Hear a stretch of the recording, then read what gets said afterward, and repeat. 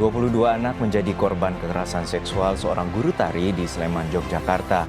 Berikutnya seorang pria diduga melakukan pelecehan seksual terhadap seorang karyawati toko alat tulis di Rembang, Jawa Tengah. Siswi-siswi Sekolah Dasar Negeri di Labuhan Batu, Selatan, Sumatera Utara diduga menjadi korban pelecehan seksual. Pelecehan seksual yang dilakukan dokter terus bermunculan. Seseorang bocah berusia 8 tahun di Bekasi, Jawa Barat diduga mencabuli 4 teman lainnya. Kasus pemerkosaan ini terungkap setelah seorang santriwati yang baru berusia 19 tahun melahirkan bayi prematur pada 21 Desember lalu di kamar mandi asrama. Seorang gadis berusia 20 tahun di Serang, Banten diduga menjadi korban kekerasan seksual. Seorang oknum pimpinan pesantren di Lombok Barat, Nusa Tenggara Barat ditahan polisi karena menjadi terduga pencabulan terhadap 10 santrinya. Dugaan tindak kekerasan seksual seorang pendeta berujung perundungan dan pengancaman. Seorang anak di bawah umur yang tengah dalam perjalanan pesawat dengan rute penerbangan dari Denpasar ke Cengkareng menjadi korban pelecehan seksual. Kasus pelecehan seksual terhadap perempuan di dalam angkutan umum semakin marak terjadi.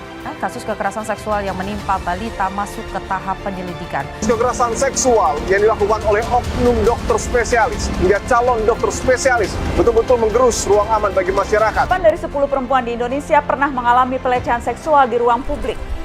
Sementara mitos itu berkata pelecehan seksual hanya terjadi pada perempuan yang sedang sendiri, malam hari, di tempat sepi, berbusana mini. Siapa bilang? Data memang menunjukkan sebagian besar tindak pelecehan masih menyasar perempuan.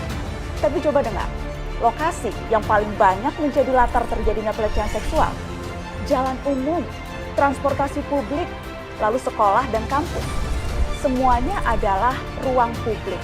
Kekerasan seksual merupakan salah satu bentuk pelanggaran hak asasi manusia yang berdampak luas terhadap korban. Kekerasan seksual di Indonesia sendiri terjadi pada berbagai kalangan, mulai dari anak-anak, remaja hingga dewasa.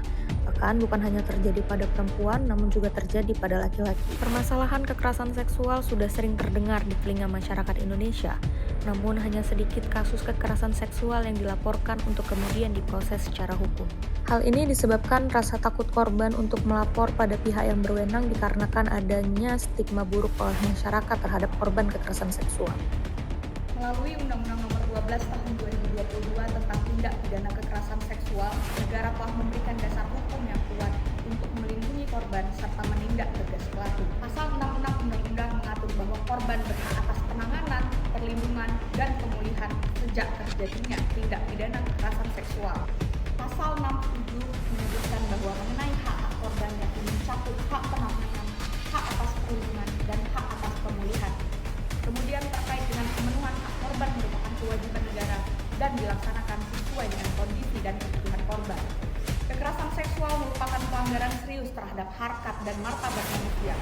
Tindakan ini bukan hanya melukai tubuh dan jiwa korban, namun juga merusak tatanan sosial dan moral masyarakat.